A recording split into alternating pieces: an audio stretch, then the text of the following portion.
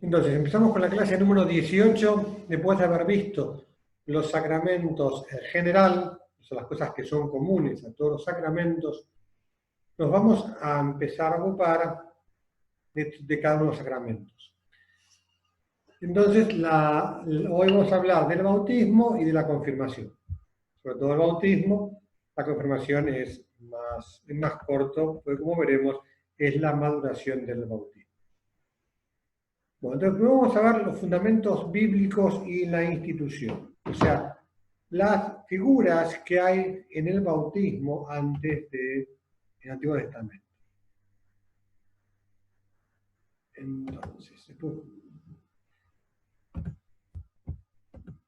de las numerosas prefiguraciones del Antiguo Testamento, veterotestamentarias, quiere decir vetero antiguo, testamento es la manera de hablar del Antiguo Testamento. En el Antiguo Testamento hay muchas figuras del bautismo. En primer lugar, el diluvio universal, que mató a todos los hombres y que los que se salvaron en el arca de Noé. Entonces, el arca de Noé es una figura del bautismo en el Antiguo Testamento. Lo mismo pasa con el paso del Mar Rojo. Mar Rojo que los libera de la esclavitud de Egipto, les abre el paso a la tierra prometida, es una figura del Mar Rojo, es una figura que de alguna manera simboliza lo que el bautismo haría en nuestras almas.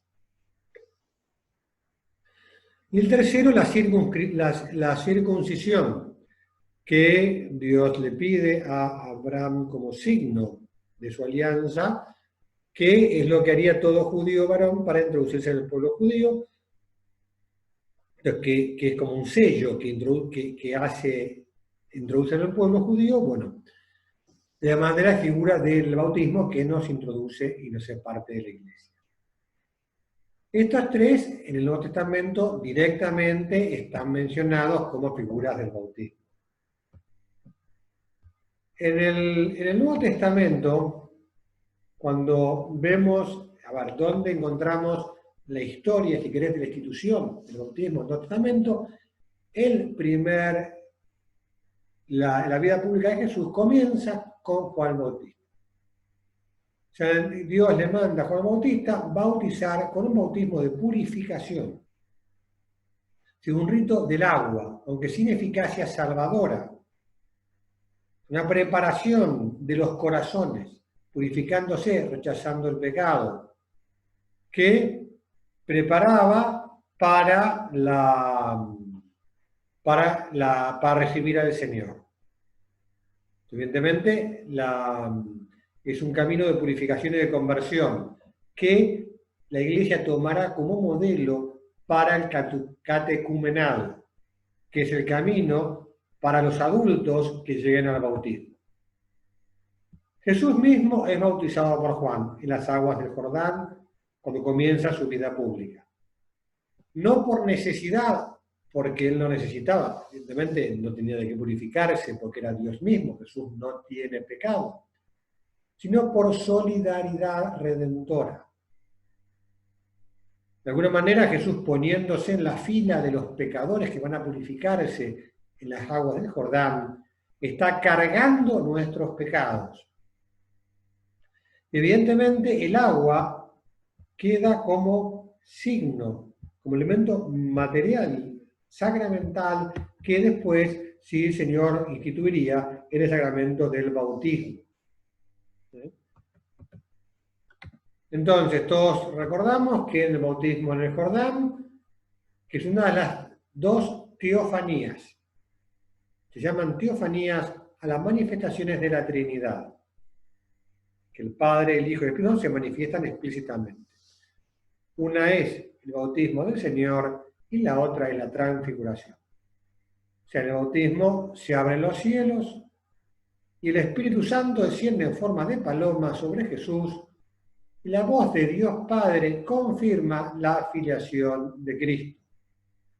Este es mi Hijo. Bueno, entonces, son acontecimientos que revelan a Jesús, cabeza de la Iglesia, y hacen él, de modo lo que después será el sacramento del bautismo, porque, como dice San Agustín, Jesús, entrando en las aguas del bautismo, lo que hace es darle eficacia salvadora a las aguas. Gracias al bautismo de Jesús, después nosotros podemos ser bautizados con un bautismo realmente redentor.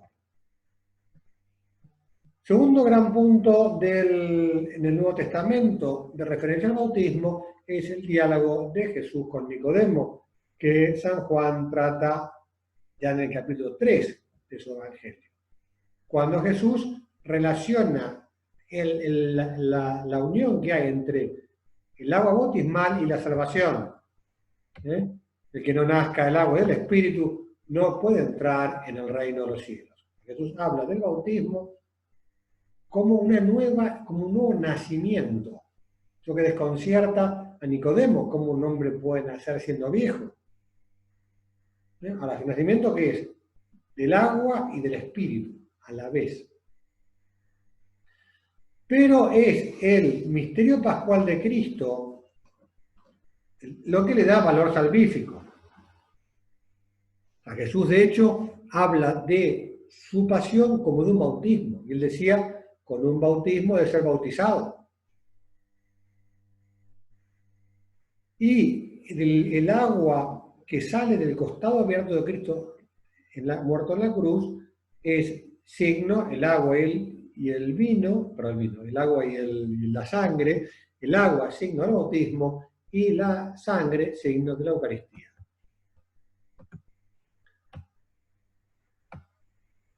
Entonces vamos a ver los pasos, digamos, de institución del bautismo. El bautismo de Jesús, el anuncio a Nicodemo, el misterio pascual, y ya Jesús, al ascender a los cielos, envía a los apóstoles a bautizar. Vayan pues y hagan mis discípulos a todas las gentes, bautizándolas en el nombre del Padre, y del Hijo, y del Espíritu Santo, y enseñándoles a mandar todo lo que yo les he mandado. Mandato que es cumplido fielmente a partir de Pentecostés. Cuando el día de Pentecostés Pedro sale a predicar a los judíos que se han reunido sorprendidos por todos los eventos físicos que acompañaron la venida del Espíritu Santo, le preguntan los judíos, ¿qué hemos de hacer? Dice, conviértanse y sean bautizados. Ese mandato de Jesús es fielmente cumplido por la Iglesia desde Pentecostés. Y señala el objeto primario de la evangelización, que sigue siendo actual. O sea, la primera evangelización, ¿a dónde se dirige? A que la gente conozca el mensaje de Cristo y sea bautizado. Por eso Santo Tomás, comentando estos textos de la Escritura, dice que la institución del bautismo fue múltiple. O sea, que se realizó escalonadamente en varios momentos. Respecto a la materia del sacramento, el bautismo de Cristo constituye que se haga con agua. Su necesidad, cuando habla con Nicodemo. El uso empezó cuando Jesús empezó a enviar a sus discípulos a predicar y bautizar. Evidentemente todavía era un bautismo de penitencia, ese que hacían los apóstoles al principio. Su eficacia procede de la pasión salvadora y de su resurrección. Y su difusión es mandada cuando los envía al mundo vayan por todo el mundo y bauticen. Relacionado el bautismo con la salvación. El que se bautice, el que cree y sea bautizado se salvará. Y el que no. Entonces, la justificación y los efectos del bautismo. O sea, ¿qué efectos produce el bautismo? Repetimos que con la palabra justificación no es la palabra de castellana que usamos en lenguaje vulgar de poner una excusa. Justifico así, justifico mi ausencia, justifico la metida de pata que me mandé.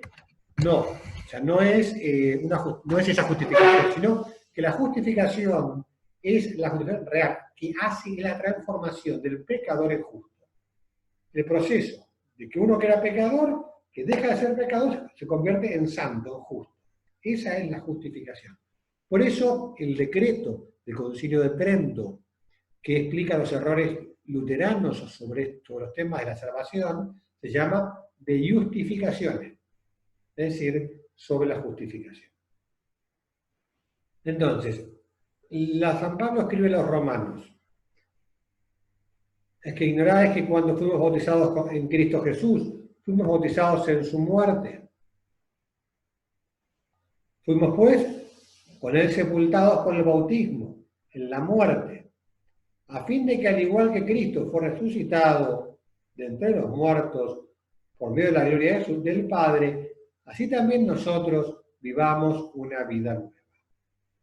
Es decir, el bautismo nos hace participar de la muerte de Cristo, morimos con Cristo, somos sepultados y resucitamos. Por eso el bautismo por inmersión expresa simbólicamente muy bien cómo es, porque uno entra al agua y en el agua muere el hombre viejo y sale del agua un hombre nuevo en Cristo. Por eso el bautismo reproduce en el fiel ese paso de Cristo por la tierra, que es salvadora, y le otorga la justificación, es decir, la salvación. Lo mismo habla San Pablo en la carta a los Colosenses. Sepultados con él en el bautismo, con él también habéis resucitado por la fe en la acción de Dios, que resucitó entre los muertos. Se añade ahora la incidencia de la fe. Ya antes hablaba solamente de que vemos la participación en la muerte, sepulcro y resurrección. Ahora dice, habemos resucitado por la fe en Cristo. Es decir, ¿por qué? Junto al rito del agua, es un rito que se vive en la fe, no es un rito mágico, un rito externo a uno, sino que con la fe, junto al rito, nos revestimos de Cristo. Y Gálatas dice, pues todos sois hijos de Dios por la fe en Cristo Jesús. En efecto, todos los bautizados en Cristo os habéis revestidos de Cristo. Y nos habla por Cristo, la filiación divina, la filiación es de Jesús. El único hijo de Dios es Jesús. Nosotros en Cristo somos hijos de Dios. Sin Cristo no hay filiación divina. El bautismo, haciendo que nos revistamos de Cristo, que nos hagamos Cristo, nos hace hijos de Dios. Entonces, ¿qué efectos produce el bautismo? Entonces, se suele distinguir entre dos tipos de efectos, sanantes y elevantes. Sanantes, es decir, que curan, sanan todo lo malo que hay en nosotros por el pecado original. Y elevantes es que nos dan la vida divina que nos falta. Entonces, los sanantes, evidentemente, el perdón de los pecados.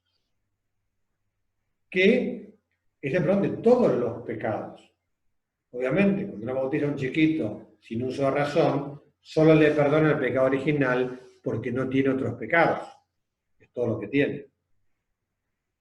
Es que dice dice San Pedro el día de Pentecostés. Cuando le preguntan, como decíamos un rato, ¿qué haremos? Conviértanse cada uno de ustedes y se va a bautizar en el nombre de Jesucristo para la remisión de sus pecados y recibirán el don del Espíritu Santo. O sea, conviértanse. Evidentemente, ese perdón de los pecados no es mágico. Como todo perdón de los pecados supone la conversión, el arrepentimiento.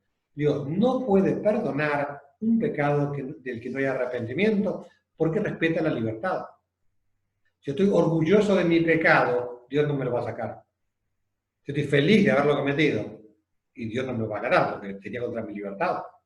Solamente cuando yo reniego de mi pecado, cuando me arrepiento, cuando rechazo lo malo que he hecho, entonces Dios sí puede hacer que esa voluntad mía, ese deseo mío de liberarme del pecado, de sacármelo de mi vida, entonces Dios sí lo hace.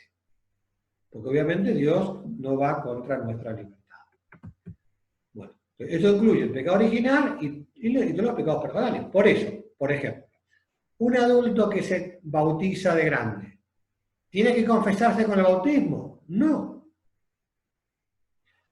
Si tiene que tener dolor de todos sus pecados. Por eso le vendrá muy bien hacer un buen examen de conciencia, porque el que le perdonará todos los pecados de su vida será el bautismo. Y él tiene que tener arrepentimiento porque solo le perdona los pecados de los que está arrepentido, como toda confesión. Pasará después en su vida. Pero sí es interesante esto, ¿no? Que el bautismo perdona todos los pecados. No es solo para el pecado original, digamos.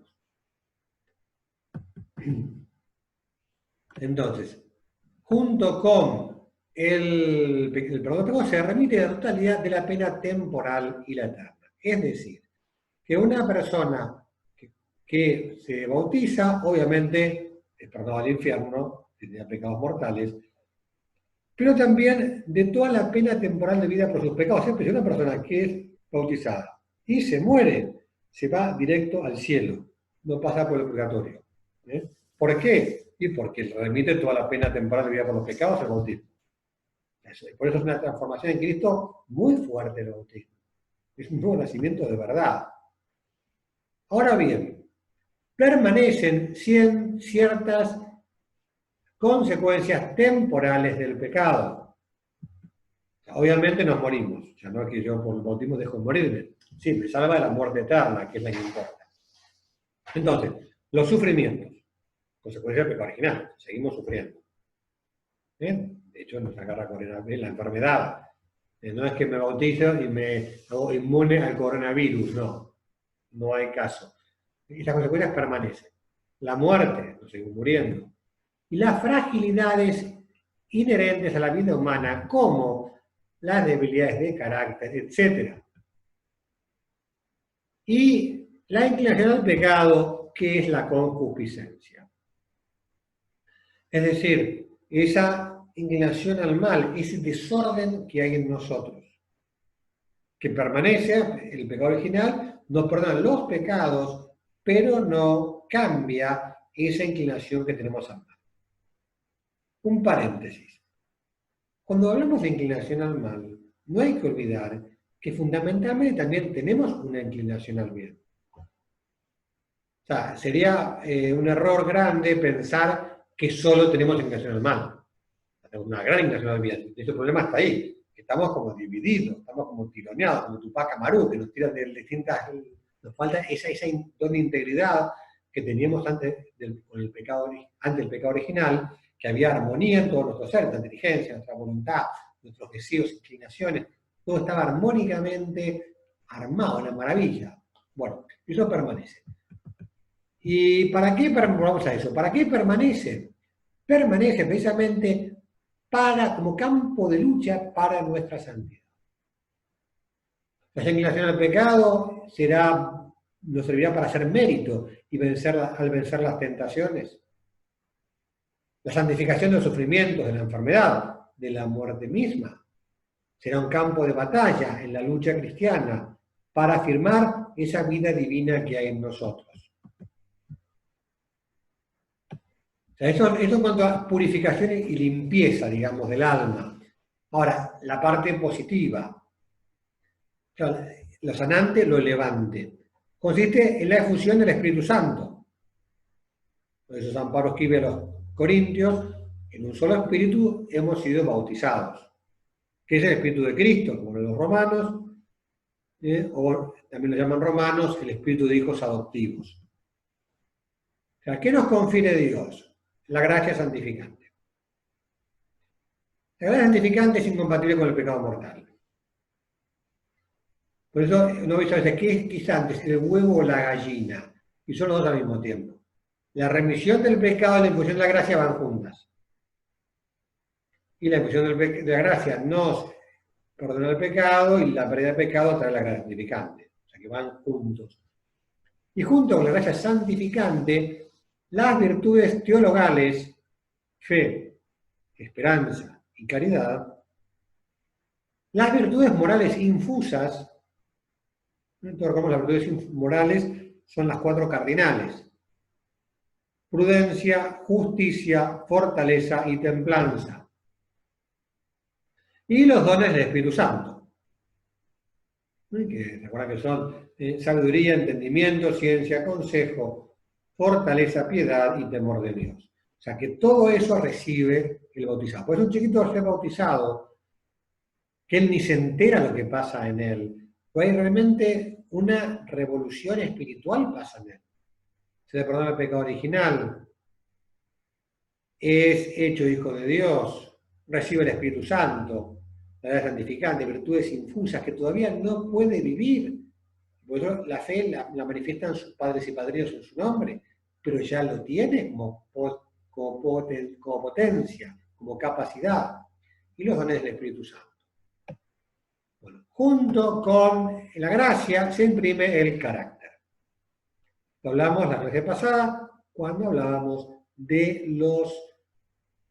en general de los efectos de los sacramentos, que había 3 sacramentos que daban carácter, que es un sello espiritual de nuestra pertenencia a Cristo, que no puede ser borrado por ningún pecado.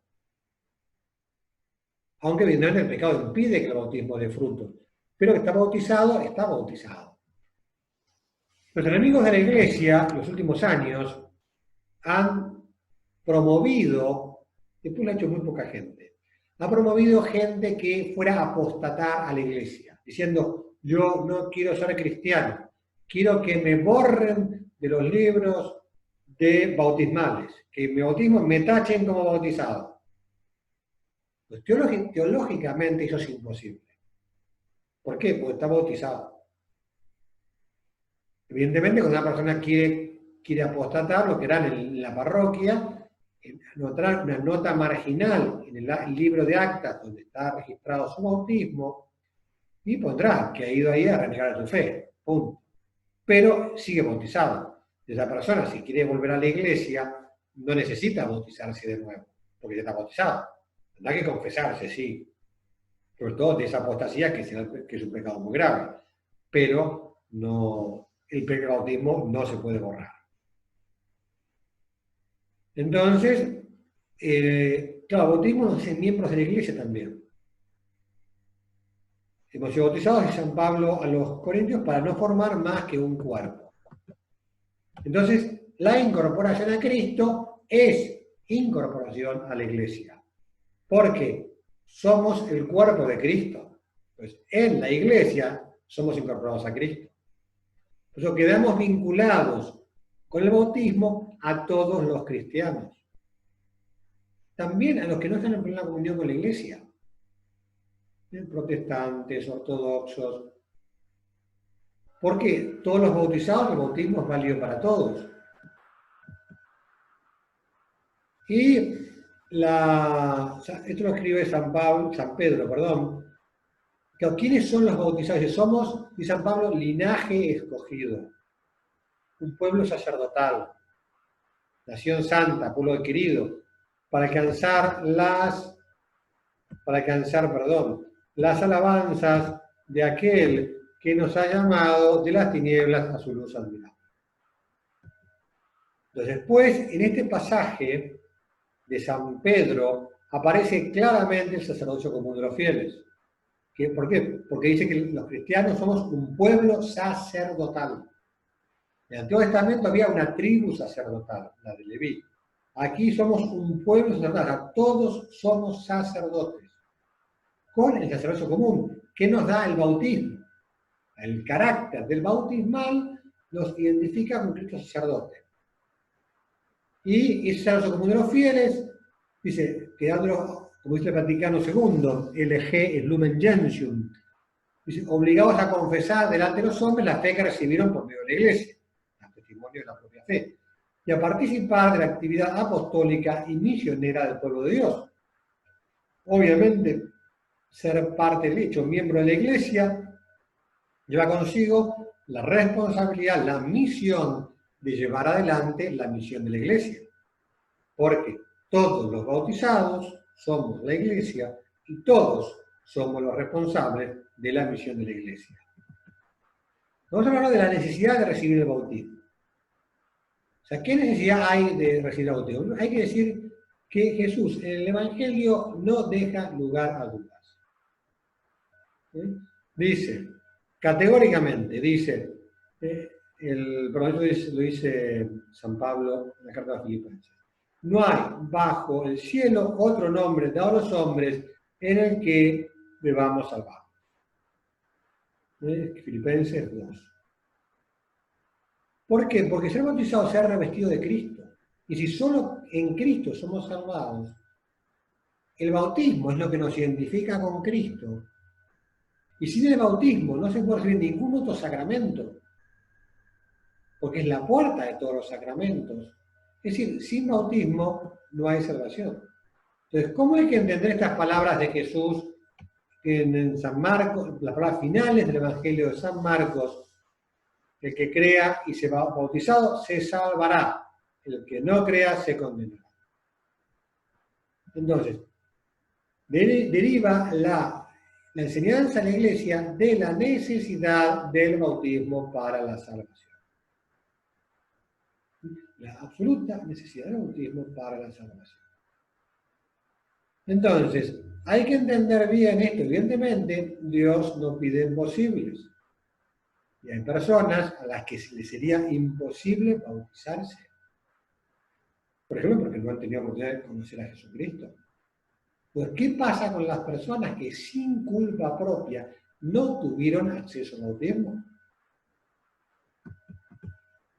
Entonces, decimos con el catecismo, con la Iglesia, que el bautismo es necesario para la salvación en aquellos a los que el Evangelio ha sido anunciado y han tenido la posibilidad de pedir este sacramento.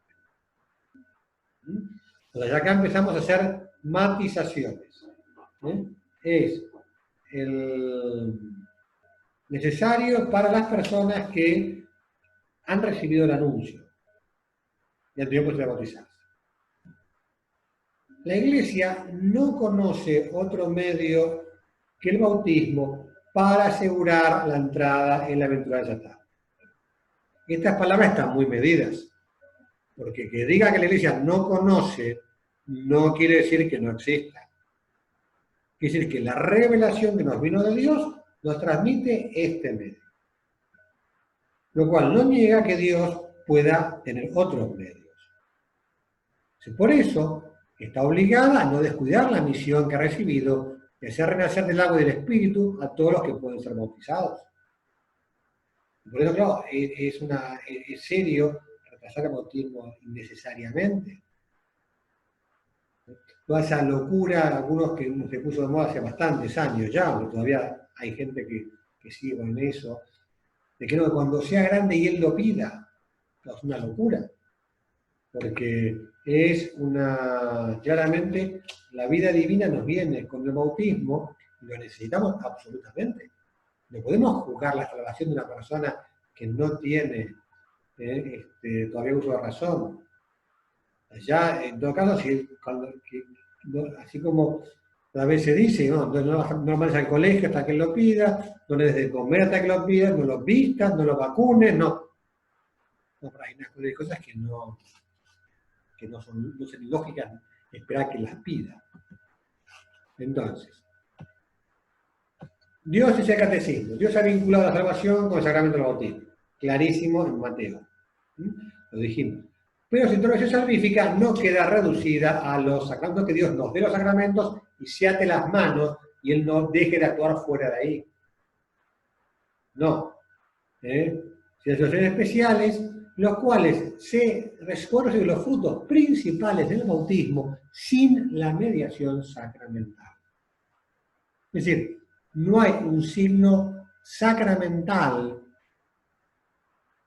que dé certeza de la gracia conferida. Estoy viendo que con el bautismo al chico, el signo sacramental es eficaz por sí mismo, por tanto sé que ese chiquito está bautizado, ese grande, cualquiera está bautizado. Entonces, hay dos casos que la tradición de la Iglesia ha llamado con el nombre de bautismo sin ser bautismo. Porque conceden los frutos del bautismo, que son el bautismo de sangre, es decir, el martirio. Cuando una persona muere por Jesucristo, da la vida por Jesucristo, evidentemente, aunque no esté bautizado, ese dar la vida a Cristo, la Iglesia siempre lo ha tomado como bautismo. Se habla de bautismo de sangre. No es bautismo propiamente dicho, pero obviamente esa entrega de la vida de una persona le produce los frutos del bautismo.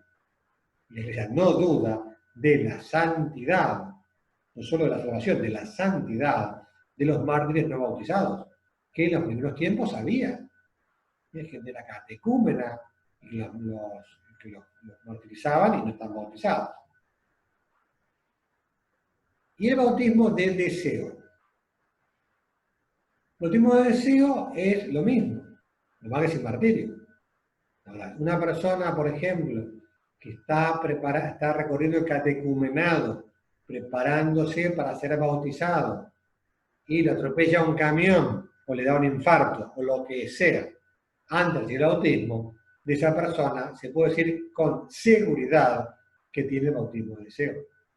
Que ese deseo del bautismo le produce en su alma los frutos principales del bautismo. ¿Sí? Entonces, por eso también la Iglesia dice, lo que decíamos recién, el bautismo es el catecismo, el bautismo de sangre. Y la firme convicción de que padecen la muerte por razón de la fe, sin haber recibido el bautismo, son bautizados por su muerte con Cristo y con Cristo. Y de modo semejante, y entonces aquí hay un caso particular que es una como renovación de la doctrina, que es aplicar lo que siempre se dijo, el bautismo de deseo, a las personas que no tienen un deseo explícito, sino que se considera que lo tienen implícito. Veamos, de todo hombre que ignorando el Evangelio de Cristo y su Iglesia, busca la verdad y hace la voluntad de Dios, según él la conoce, puede ser salvado. Es decir, ignora a Jesucristo, pero busca la verdad, vive de acuerdo a la ley natural, lo que decir hace la voluntad de Dios según la conoce. Se puede suponer que esas personas habrían deseado explícitamente el bautismo si hubiesen conocido su necesidad. ¿Entendés? Se puede decir que tienen un deseo de bautismo implícito. Y en base a ese deseo de bautismo, recibirían la gracia. Bueno, entonces evidentemente el bautismo de sangre y el deseo no incluye a los niños muertos en el bautismo. ¿Por qué? Porque el bautismo de sangre y deseo supone una intención personal, una voluntariedad que los niños no bautizados no tienen. ¿Qué pasa con los bautizados? Te lo habíamos visto, en un momento lo dije, no me acuerdo cuándo, pero cuando hablamos del limbo, ¿sí? La Iglesia no, dice la Iglesia, ¿qué pasa con los chicos que mueren sin bautismo? Y la Iglesia los confía a la misericordia de Dios. Y de hecho la Iglesia tiene un rito para exequias de niños muertos sin el bautismo. Cosa que yo no puedo hacer. Yo puedo ir a rezar, yo puedo rezar por un no católico, un no bautizado que ha muerto. Pero no puedo hacer una exequia, porque no es miembro de la Iglesia. No le puedo dar cristiana sepultura. En principio, un no católico no lo puedo entrar a un cementerio cristiano, porque no es cristiano, no pertenece a la Iglesia. Mientras que a los niños muertos sin bautismo, sí la Iglesia tiene un rito, el rito exequial, para niños que mueren sin bautismo.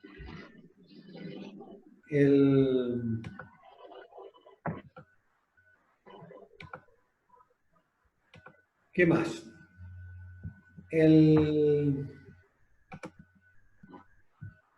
Y sobre el limbo, la Comisión Teológica Internacional declaró, ya, el Papa, los papas, en general, a veces encargan a la Comisión Teológica Internacional que estudien temas. La comisión lo estudia, por muchos teólogos, y saca un documento, una conclusión. En el documento que se llama La Esperanza de Salvación para los niños que mueren sin bautismo, y que en 2007 El Papa Benedicto autorizó su publicación, o sea que es una especie, una cierta manera de aprobación. Expresa que la teoría del limbo carece de fundamento bíblico y que no es una explicación adecuada, que es la que se solía dar para los chicos que morían sin el bautismo. Porque antes pensaban, decían, con un razonamiento un poco simple, decían, no tienen el bautismo, no pueden ir al cielo. No tienen pecados personales, no pueden ir al infierno. ¿Qué hacemos con ellos? ¡Pum! Limbo. O sea, se inventaban, creaban. Debe existir un lugar de felicidad natural en el que estén. Y la verdad que no hay ningún dato en la revelación para suponer eso. Entonces, esto no da para mucho más. Por eso la Iglesia manifiesta la esperanza. ¿Tiene certeza? No, porque no está revelado. Pero tiene la esperanza de que los niños que mueren sin el bautismo alcanzan la visión de Dios y participan de la comunión de los santos. A tal punto que yo puedo decir que personalmente pienso que las personas que mueren sin el bautismo, por ejemplo, todos los abortados, y todos los que mueren, todos los chicos que mueren con abortos naturales también, yo pienso que claramente tienen un cielo enorme porque ellos estaban llamados por Dios a la vida y no han llegado a nacer, lo cual no han podido llegar al bautismo. Entonces la misericordia infinita de Dios obviamente los acoge. Entonces ahora vamos a ver cómo es el rito del bautismo, o sea, cómo se realiza el bautismo. Entonces, el rito del bautismo, como todos ustedes, creo yo que como todos, no, algunos son solteros todavía, pero todos ustedes se identifican con lo cual saben cómo es un bautismo. Entonces, hay unos ritos de acogida, de recepción primero, que intentan discernir la voluntad de los candidatos de los padres. Entonces, por eso el rito no es una formalidad, es un rito. O sea, cuando el sacerdote pregunta, bienvenidos a la casa de Dios, ustedes, ¿qué piden para vuestro hijo? Después dicen el bautismo. Claro, el chico no tiene libertad, no puede pesarse. Son los padres que piden para él el bautismo. Tiene un sentido, no es solamente una formalidad. Que nombre han puesto a su hijo, fulano, que pide el bautismo. ¿Saben lo que al pedir el bautismo Sí, sabemos. Este es un diálogo que renueva esa disposición y delante de Dios plantea el deseo de bautizarse, expresa. Después tiene unas lecturas bíblicas, que hay una serie para que se pueden elegir, y una homilía. ¿Por qué? Porque siempre en todos los sacramentos la liturgia de la palabra está incluida. Después eso es la lectura bíblica.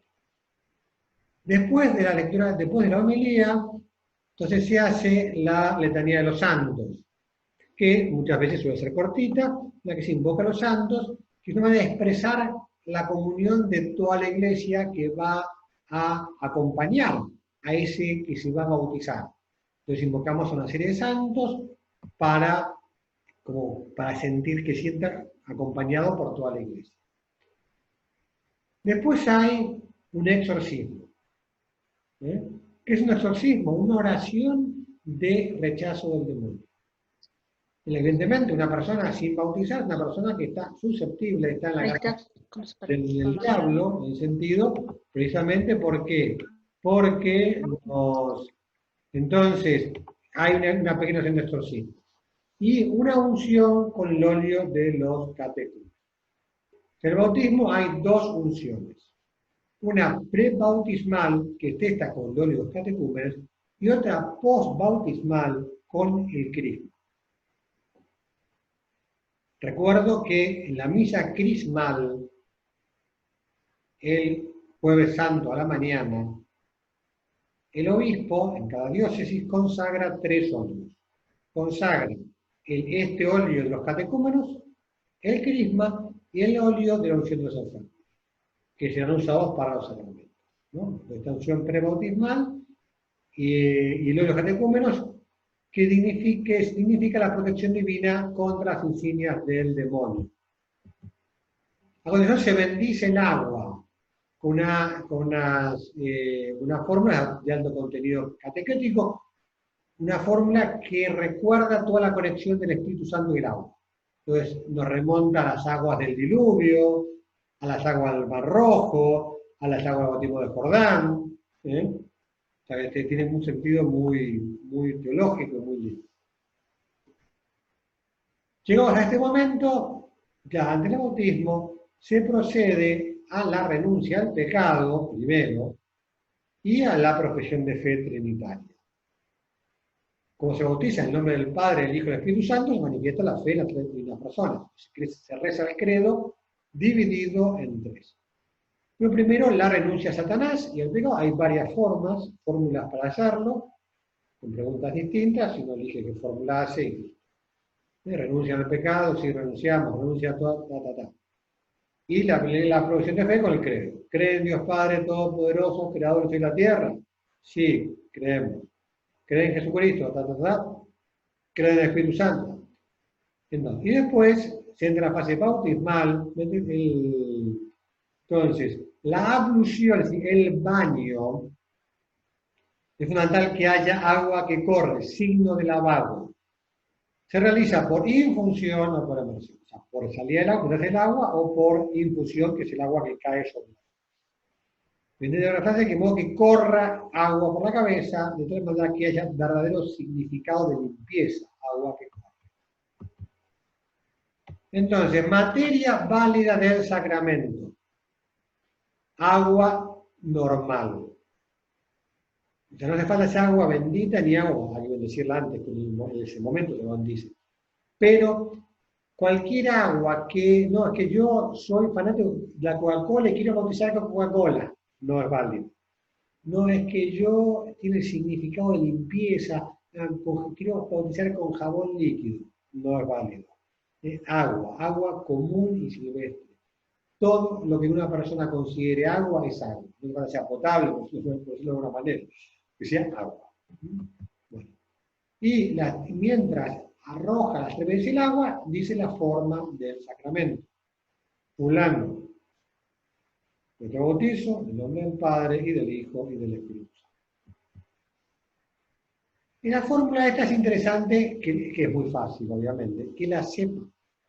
Por si alguna vez tienen que bautizar en caso de urgencia. Y después de los ritos postbautismales, que son ritos que explican, ilustran el contenido del misterio del bautismo. Entonces, se unge la cabeza con el crisma. Si no hay confirmación, porque a los adultos se los bautiza, confirma y toma la comunión, la misma ceremonia. Pero si no hay confirmación, si acaso chiquitos, se lo unge con el crisma para participar, para que declara esa participación en el sacerdocio común de los fieles. Así como los sacerdotes nos ungen las manos en la ordenación sacerdotal, el bautizado se lo unge en la frente. Y se le entrega una vestidura blanca, como exhortación a conservar la inocencia bautismal y símbolo de la nueva vida. Muchas veces ya el bautizado va con la vestidura blanca, con lo cual no hace falta que haga vestidura nueva. El sacerdote, sobre esta vestidura blanca que el chiquito lleva, dice las palabras de la oración correspondiente. Después se suele bautizar al lado del cirio pascual, aunque no sea época de Pascua. El cirio se enciende, aunque sea en noviembre.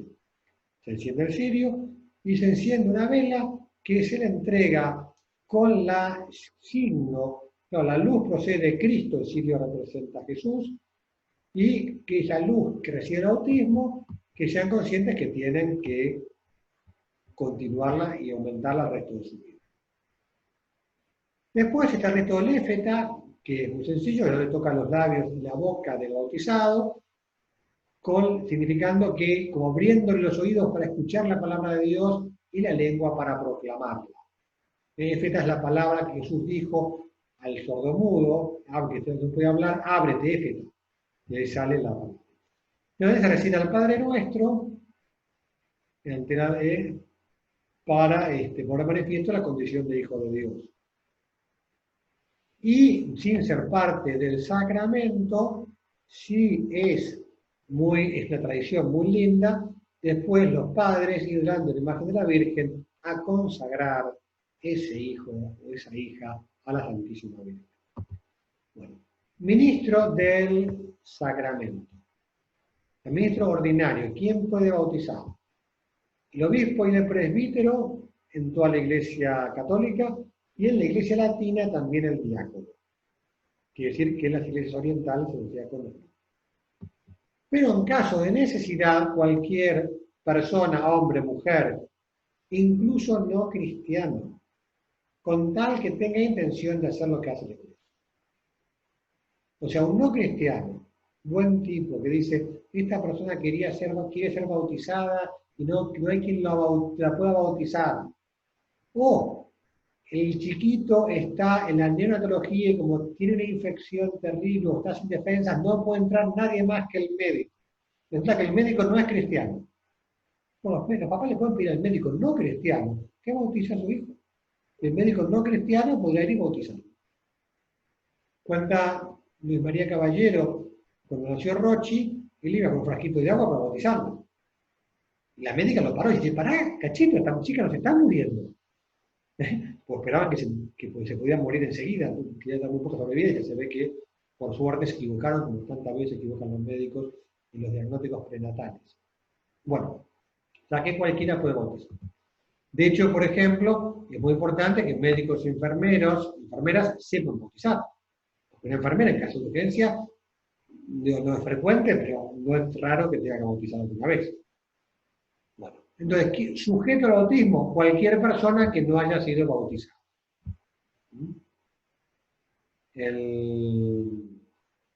Entonces, el que no haya sido bautizado o que no haya sido bautizado por ser bautismo.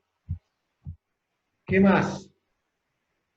¿Qué hace falta para recibir el bautismo? Y depende. Si es niño o es adulto. Si es niño, o sea, si no ha llegado al uso de razón, la iglesia recomienda que reciba bautismo en los primeros días de vida. Apenas lo permite la salud su salud de su madre, está internado. Fíjense estas fotos de la derecha. Los papas, por lo menos que me conste, seguro, de Juan Pablo II, o Benedicto, bautizan el día del bautismo del Señor, en San Pedro. Este aquí, que no bautizan a cualquiera. Una vez un conocido mío tenía ilusión de que el Papa bautizara a un hijo suyo. Y su hijo, pongamos, nació en mayo. Claro, el bautismo del Señor es enero siguiente, estaban 7 meses. Entonces me dijo, che, ¿me vas a averiguar si el Papa podrá bautizar a mi hijo? ¿Tengo que hacer? Entonces pregunté a una persona que conocía en Roma y me dijo, no entra, porque tiene que haber nacido después de agosto. Interesante el asunto. O sea, que la Santa Sede no, como diciendo, también para limitar el número, que no vayan multitudes, digamos, pero también decir, che, más de 6 meses no, o sea, solo si es chiquito. Interesante. Vaya que refuerza la importancia de bautizar recientemente al nacimiento. Y de hecho San José María en este tema, él hablaba mucho en el tema de que había que cuidarlo, porque una falta de justicia y de caridad contra el chico. Pobre chico, tiene derecho a ser cristiano, tiene derecho a que se le perdone el pecado original, tiene derecho a que el Espíritu Santo actúe en su alma, aunque él no se dé cuenta. Entonces, ¿qué pasa? En caso decía que bautiza un laico, el sacerdote completa el rito, no lo bautiza de nuevo. Es decir, no hace falta bautizar, está bautizado, es válido ese bautismo. Lo que hay que hacer es registrarlo en la parroquia, fundamental. ¿Para qué? Pues se habrá notado cuando una persona se casa, se pide el certificado de bautismo. ¿Por qué? Y porque no es para saber que esté bautizado, también para eso, sino para saber que no está casado. Porque el acta de bautismo, cuando alguien se casa, se escribe. Se casó con fulanita o fulanito de tal en tal lado. Pero si una persona se va a Japón y va a una parroquia y se quiere casar, el párroco japonés pide certificado de bautismo. Y el que hace el certificado de bautismo escribe, fulano de tal, y escribe todo lo que está en el acta. Si estaba casado, le dice, che, este está casado. No, puede ser una anotarlo y se lo completa el rito. Es decir, se hace la unción con el crisma, o sea, digo, se hace, pero se completa, pero no es que se bautice, está bautizado. Entonces, por eso es algo absolutamente gratuito. Para mi papá es basta no rechazarlo. Y la fe del bautizado, evidentemente, es la fe, es la eclesial, que la iglesia está presente en el momento. Bueno, entonces,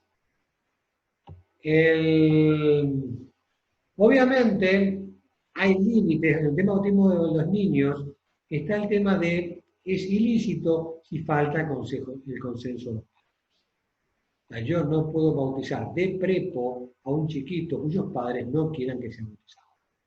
Una abuela no puede bautizar de prepo a un nieto cuyos padres no quieran que sea bautizado. Obviamente, si el chico se está muriendo, sí que puede hacerlo. Pero si no hay garantía suficiente de educación católica, o sea, si ese chico nunca en su vida va a saber que fue bautizado, no tiene sentido bautizarlo. En peligro de muerte, sí. El Papa bautiza el día del bautismo del Señor en niños y en la vigilia pascual adultos. Bueno, entonces, y por último, una costumbre, que es la de los padrinos. Basta un padrino, que la costumbre es que sea dos, un varón y una mujer, que evidentemente el padrino no es una cosa social. El padrino es como un representante, un acompañante en la vida cristiana. O sea, alguien que asume la responsabilidad de educarlo cristianamente a su ahijado en caso que sus padres fallen. Por eso no tiene sentido, obviamente un no cristiano no se podría, pero son personas que no tienen ninguna formación, ninguna práctica religiosa y no pega mucho. Obviamente depende de los ambientes. Hay ambientes, evidentemente, a veces no van a bautizar, o sea, que esa familia que no practica nadie, no hay nadie que, bueno, que ahí es lo que podés, ¿no? Pero no, en principio hay que, pudiendo elegir, hay que bautizar gente practicante y que pueda ser un buen testimonio de vida cristiana para el ahijado. En cambio, el bautismo de adultos sí exige preparación. El catecumenado. ¿Qué es el catecumenado? El catecumenado es un recorrido de formación prolongado en el que la persona va entrando en la Iglesia Católica de a poco, digamos, formándose de a poco. Entonces, y es praxis que los adultos reciben la misma ceremonia, bautismo, confirmación y comunión. A ese periodo se busca que vaya, claro, ¿verdad? Que el corazón se vaya más cristiano, que tenga más arrepentimiento, más deseo de recibir la gracia, etc. Y obviamente la expresión doctrina. O sea, que vaya creciendo en su formación, que vaya creciendo su fe. Es muy frecuente el tema del bautismo de adultos. En lugares, decía una hermana mía que vive en Houston, que la vigilia pascual dura horas y horas, porque hay muchísimos bautismos de adultos, todos los años. Cosa muy linda. Cuando vamos a la confirmación, rápidamente, porque la confirmación, como su nombre lo indica, es un sacramento que confirma lo que hizo el bautismo. Entonces, fundamentos bíblicos de la confirmación, Isaías 11:2. Cuando, hablando del Mesías, dice que reposará sobre él el Espíritu de Yahvé. Y habla de volvemos a hablar del Espíritu Santo, de los 7 dones. Espíritu de sabiduría, entendimiento, de ciencia, de consejo. Isaías 42, que aquí a mi siervo, quien yo sostengo, mi elegido, en quien se complace mi alma. He puesto mi espíritu sobre él, dictará la ley de las naciones. Entonces, el texto más profético, más explícito, es cuando pone el Espíritu de Yahvé está sobre mí, por cuanto me ha ungido Yahvé para anunciar las buenas nuevas a los pobres y me ha enviado. Me ha ungido. Esa unción del Mesías, Fíjense que cristiano quiere decir ungido. Ha sido ungido por el Espíritu Santo. Ha sido ungido en el bautismo, ha sido ungido en la confirmación. Y Ezequiel también profetiza al anunciar que el pueblo entero infundiré mi espíritu en vosotros y haré que os conduzcáis según mis preceptos. Dios había prometido en Ezequiel que infundiría su espíritu sobre los cristianos. Joel, más todavía, desde pasajes se suele leer en las confirmaciones, hasta en los siervos y en las siervas derramaré mi espíritu aquellos días. Entonces, evidentemente, en la encarnación realiza la profecía mesiánica y Jesús en el Jordán, si entra en el agua, pero lo que recibe lo siente el Espíritu Santo. En el Jordán que desciende en forma de paloma sobre él, y el Padre actualiza la profecía confirmando la filiación del Verbo. Este es mi Hijo. Entonces, el mismo Jesús, al comienzo del ministerio, se presenta como ungido de Yahvé, en quien se cumplen las esperanzas, las promesas mesiánicas. Bueno. Y Jesús promete a los apóstoles el envío del Espíritu Santo. Es un sacramento que está prometido por Jesús antes de su muerte, en la última cena, y que es derramado por los apóstoles el día de Pentecostés. Y que es comunicado por los apóstoles después a través de la imposición de las manos. Entonces, es notable, por ejemplo, en pasar en un lugar que está clarísimo, los hechos de los apóstoles, que San Pablo llega a un lugar y les pregunta, ¿han recibido el Espíritu Santo? Y ni siquiera habían oído hablar que era el Espíritu Santo. San Pablo les impone las manos y reciben el Espíritu Santo. Entonces, la confirmación. Entonces, la tradición paulina y juánica que vincula los conceptos de unción y de sello con el Espíritu infundido sobre los cristianos. Y entonces está la cita, en la segunda carta a los Corintios, en la carta a los Efesios y en la primera carta de San Pablo.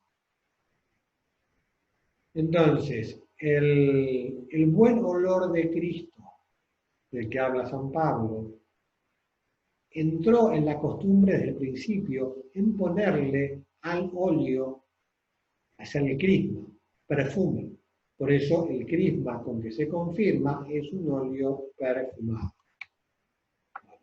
Entonces, y los documentos más antiguos testimonian la unidad ritual primitiva, sacramentos de la iniciación cristiana, el bautismo, confirmación, comunión, que se daban en la celebración dada por el obispo, que son los tres sacramentos llamados de la iniciación cristiana: bautismo, confirmación y Eucaristía. ¿Qué pasa? Cuando el cristianismo se difunde fuera de las ciudades, llega al campo, cuando se extiende el bautismo de los niños, cuando comienza la praxis no es posible. ¿Por qué? Porque el obispo no podía bautizar a todo el mundo en todas partes. Entonces se comienza a separar en Occidente el bautismo de la confirmación. No, sino eran dos sacramentos que se daban una a continuación del otro. En cambio, en Oriente conservaron la unidad de los dos sacramentos. De tal manera que el sacerdote, el presbítero, bautiza y confirma la misma ceremonia del chiquito recién bautizado. Los ortodoxos, o menos los armenos seguros, dan bautismo, confirmación y Eucaristía. El chiquito recién le da un pedacito de... En Oriente, la unción con el mirro se llama, se extiende no solo en la cabeza, sino en varias partes del cuerpo. En Occidente, la imposición de las manos, ¿cómo se hace? Se imponen las manos sobre todos los confirmandos, se reza la oración y después cada uno es ungido por el obispo o por el delegado del obispo. El crisma está compuesto por aceite de oliva y bálsamo. Es consagrado por el obispo en la misa crisma. Y es el signo, pues ungido con crisma. Con la confirmación, o sea, el ungido, el confirmado, va a ser más plenamente partícipe de la misión de Jesucristo y a tener plenamente la plenitud del Espíritu Santo. Ahí aparece en esa foto cómo está ungiendo el obispo, poniendo la mano y ungiendo al confirmado, y el padrino detrás poniendo su mano derecha sobre el hombro del confirmado, como presentándolo. Y por medio así queda marcado el sello del Espíritu Santo. Recibe la... Entonces, cuando se recibe separadamente el bautismo, que es lo normal en nuestro mundo occidental, pero occidental persona, es de rito latino, porque hay gente que vive en Occidente que es de rito oriental. Entonces, se iba por la renovación de las promesas bautismales y por la profesión de fe de los confirmados. Aquella vez, normalmente son bautizados de chiquitos, lo hicieron sus padres y padrinos en su nombre, esta vez lo hacen ellos en nombre propio.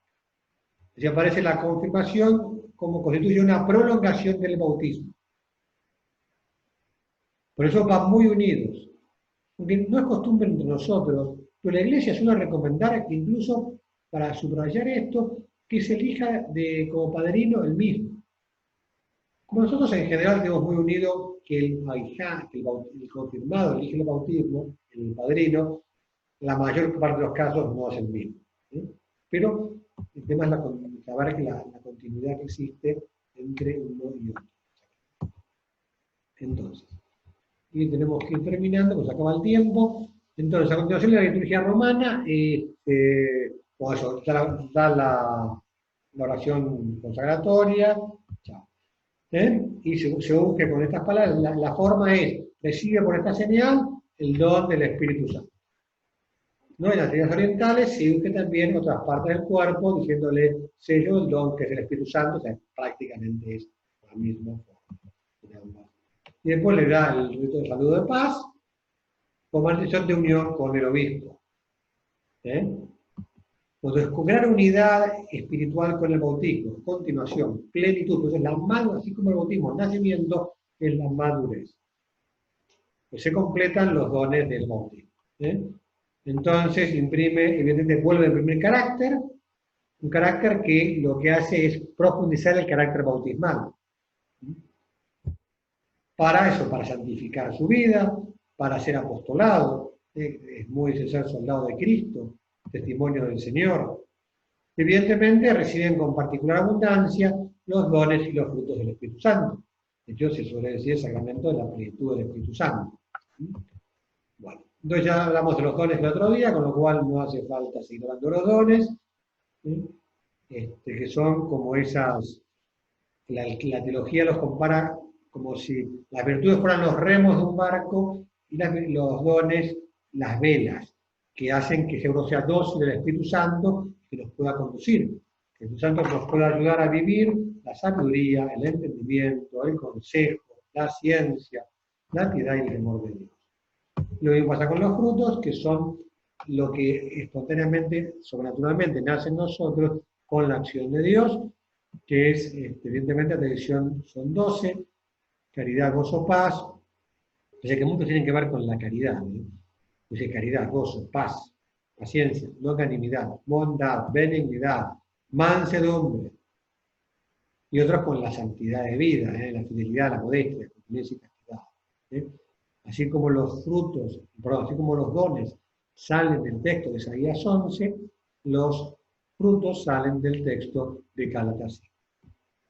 Entonces tiene mayor compromiso por difundir la fe con sus palabras y con sus obras. ¿Quién es ministro de los obispos? Son los ministros originarios. En el rito latino es exclusivo el obispo, pero pueden confirmar válidamente los presbíteros en casos de la legislación general, como cuando bautizan adultos, cuando cogen en comunión apostólica, cuando son equiparables al obispo o en peligro de muerte. O sea, después de una persona que no ha sido confirmada, que está en peligro de muerte, confirmarla antes de que muere. porque la confirmación es un sacramento necesario, aunque desgraciadamente hay mucha gente que no lo recibió. Pero a veces en los colegios es bueno preguntar cuando se dan, si los padres lo han recibido, la confirmación, porque a veces es lindo que los padres reciban con sus hijos, los que no lo han recibido.